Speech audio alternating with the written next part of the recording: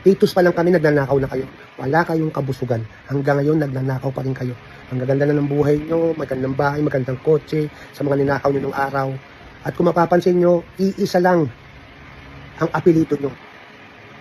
Lolo nyo, tatay nyo, kapatid nyo, pinsan nyo, kayo ang nagnanakaw mula noon hanggang ngayon sa gobyerno. Ang kakapal ng mukha nyo.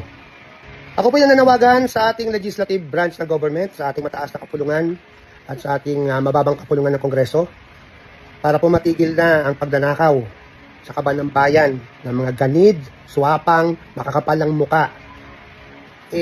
Urgent po, gumawa kayo ng batas. Kung sino man pong nagtatrabaho sa gobyerno ang magnakaw ng piso hanggang trillion pesos, bitay ang hatol. Pamatayan. Firing squad, lethal injection, silya elektrika.